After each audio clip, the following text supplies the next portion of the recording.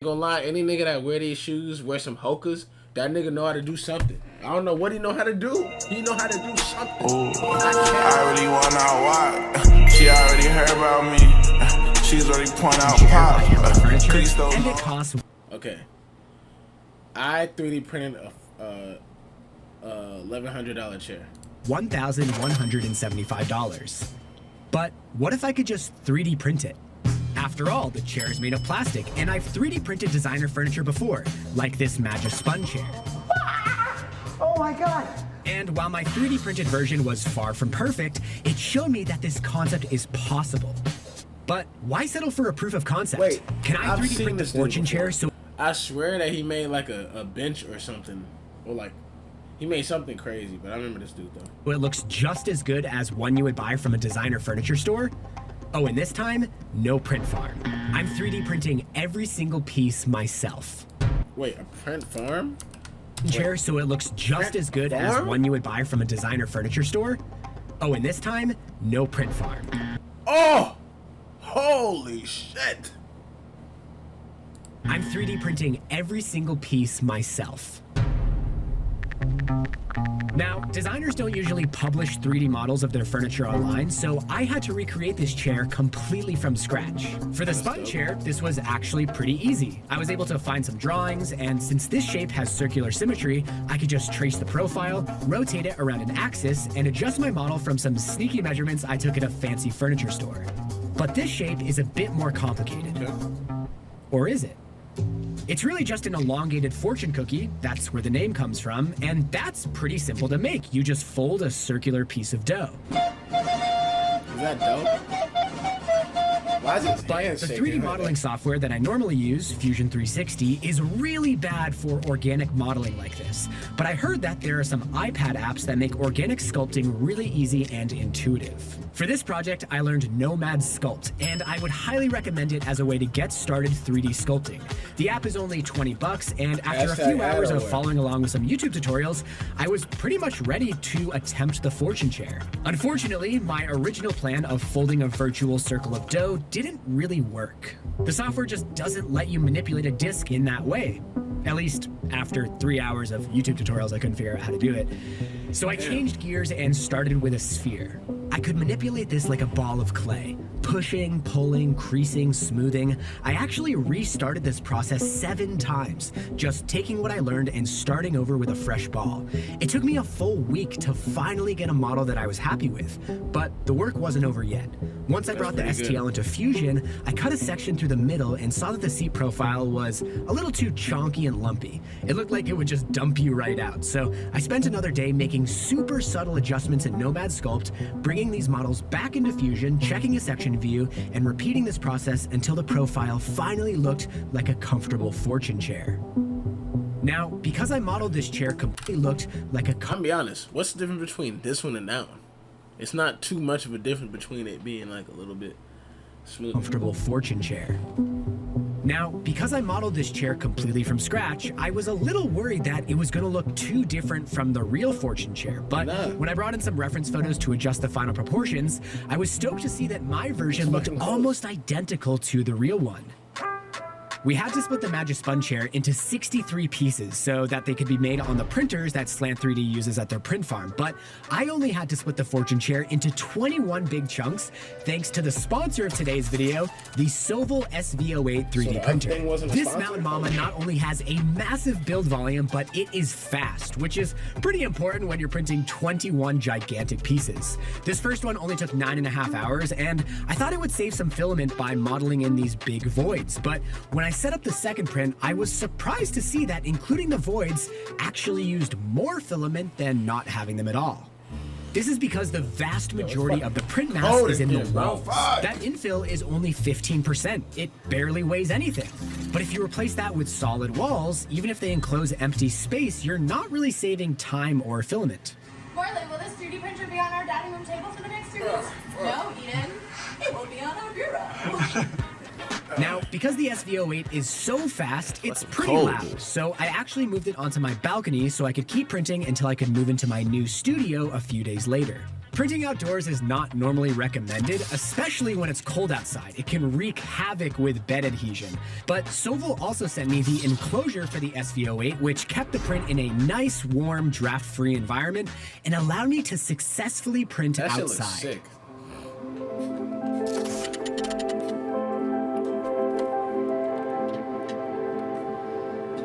But this outdoor 3D printing adventure was short-lived because while the enclosure protects the print from the cold, I don't think it protects it from water. And just in time for the rainy season to start, I finally got access to my new studio.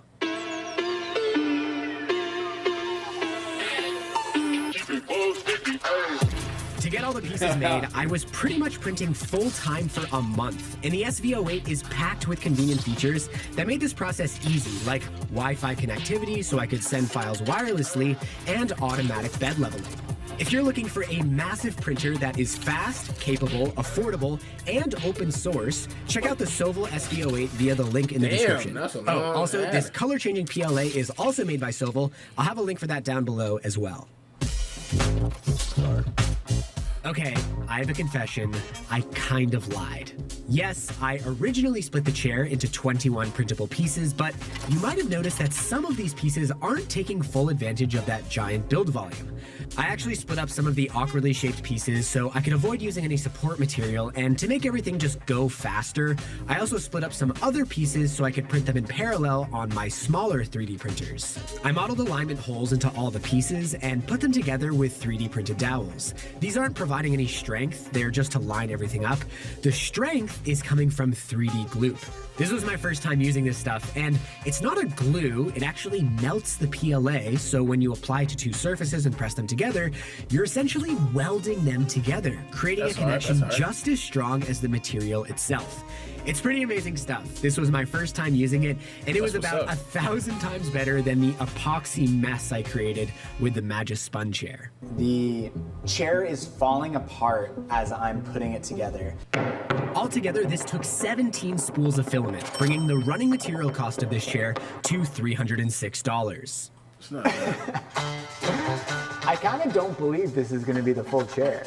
Am I missing a piece? 1, 2, 3, 4, 13, 14, 15, 19, 20, 21 pieces. All right, let's start putting it together.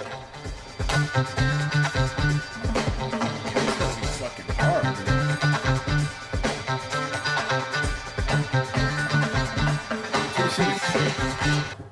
Yeah. I'm gonna hire him to make my It's got a furniture. little bit of flex to it right now, but that was a big milestone. I was worried that one of the joints would break the moment we flipped it. Once we get the next layer on, that should help lock this shape in place, and from here on out, it's just gonna get stronger.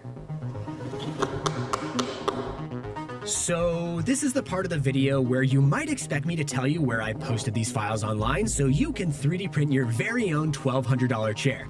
But considering how this could justifiably be called a knockoff, It's in the I am description, that's very smart as intentionally fuck. not posting these files online. I hope that Heller Furniture sees this video for what it is, a fun experiment that is incredibly impractical to scale, not cost effective, and not a threat to their business.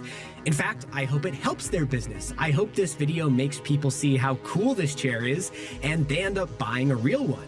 Posting Honestly, the it is a files cool could ass chair, I subvert this can't lie. intention It's and a nice turn this chair. into a beast that I can't control. But at the end of the day, Heller Furniture could argue that this project still violates their intellectual property, turn around and sue me. So please, Heller Furniture, please don't sue me. All right, it's the next day because unlike the last chair, I'm actually taking my time with the assembly of this one. So, oh, actually, you know what? I should show you this. I got a little inspiration on how not to assemble a 3D printed chair. Woo! Still really fun though.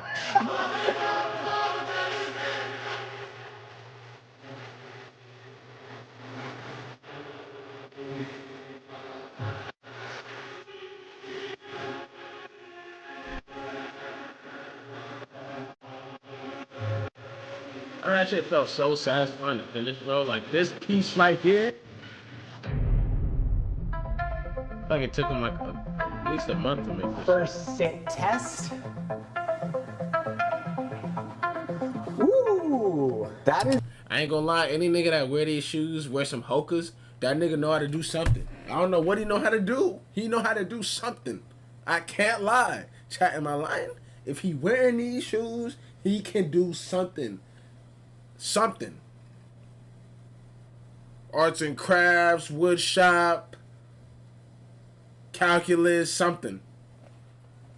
Can't lie. Is more comfortable than I thought it would be. We are getting dumped out a little. I should have scooped out this like slightly more. I had a feeling that might happen, but like, I mean, functionally, man, that's pretty sweet.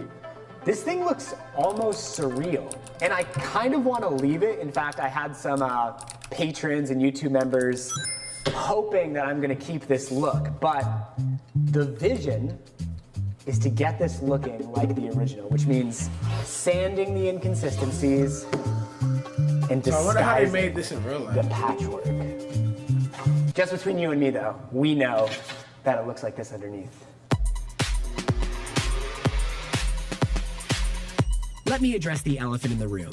Yes, I am sanding plastic, and I wanted to do everything in my power to avoid sending billions of tiny microplastics out into the environment, which is why I'm using my brand new big boy dust extractor. And dude, this thing rocks. It is wild. There is no visible dust in the air while you're using this thing, but just to be safe, I wore a respirator during all of the sanding, which didn't last too long before I switched gears to body filler. Sanding is only half the battle. Making this chair look like one homogeneous object involves a combination of sanding down high spots and filling in low spots, and it's really hard to see high spots with all of those colors. So I focused on the filling until I could prime the whole chair one single color, which would allow me to see what I was really dealing with on the sanding front. This stuff that I'm spackling on, body filler, aka Bondo, is traditionally used in automotive bodywork. Imagine you have a 50-year-old Corvette and you want to fix some rusted out areas. This is the stuff you would use, and I know the car people out there are probably screaming at their screens because of my terrible Bondo technique, but don't worry, I get a lot better throughout this project.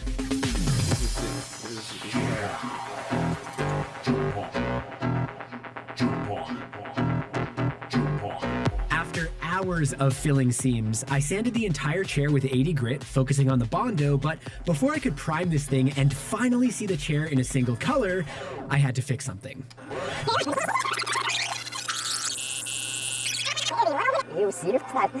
Does tip forward a little bit, but we'll fix that later.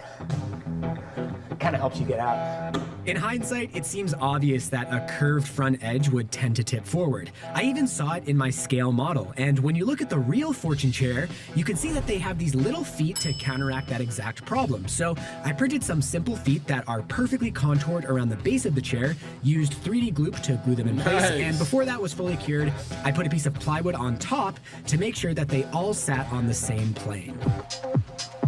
After working on this chair for 6 weeks, it was finally time to apply that first coat of primer and really see the overall shape for the first time. I was in no way expecting the chair to be perfectly smooth at this point. I knew I still had multiple rounds of filling and sanding ahead of me, but this was a big moment. I was so excited to see this as one homogeneous object in a single color. The stuff you see me applying here is filler primer. This is a super thick spray paint that's made to fill in inconsistencies, and I ended up using 7 cans of this stuff throughout the project, bringing the running material cost to $358. 300, 400 almost on spray. At first glance, the prime chair actually looks pretty smooth, and for a second there I thought, hey, this might be a lot less work than I expected. But the moment you shine a light at an angle to the surface, all of those nice blemishes are revealed. This was actually a super useful way to find areas that I needed to fill, and surfboard makers use this exact technique when they're shaping their boards.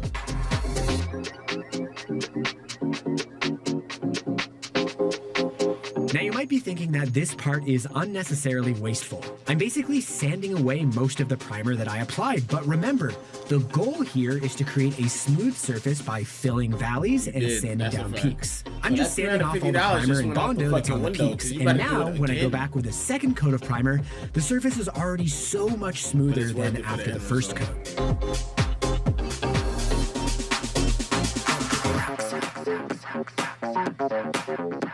That shit kept it gray just like this color.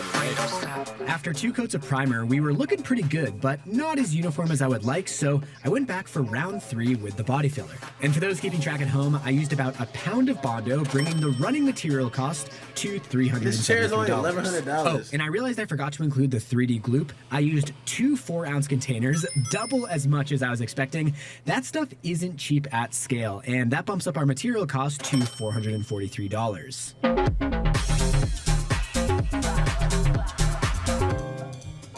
I don't know how well it comes across on video, but this whole finishing process was incredibly satisfying. Honestly, I was dreading these rounds of filling and sanding, but I guess proper preparation paid off, and after that 3rd coat of primer, the chair was almost perfect. I did a few touch-ups with Bondo, a final sanding up to 220 grit, and it was finally time to get some color on this thing.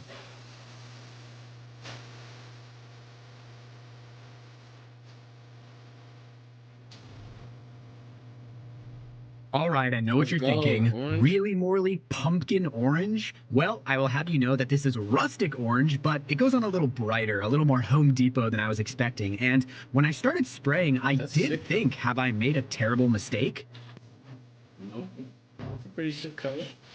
I mean, any color with a chair like this is hard to do. I ain't gonna lie.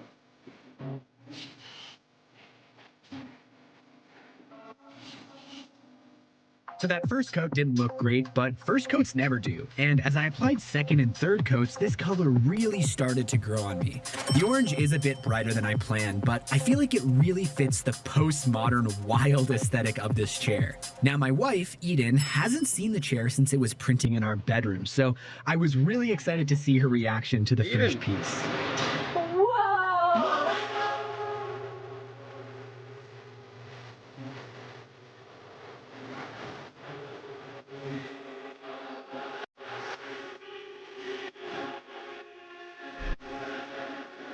Oh my gosh, that is What? so good.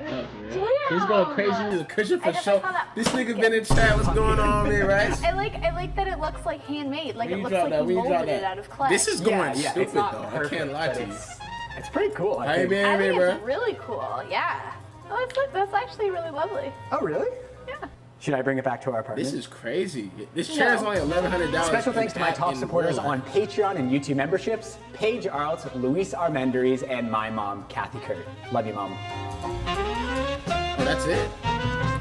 Holy shit, W video chat, Jesus. W video. I want my bro, he pop me up. Yeah, I'm with this bitch, and she cool as fuck. Yeah, I'm with this bitch, I just coolin', bro. And my fist is filled with colors, bro. Yes, I'm fly for real, something like that. And I make sure my bitches feel all my love. And this know my best friend, I'm kicking shit with my bud. Damn, I'm so high.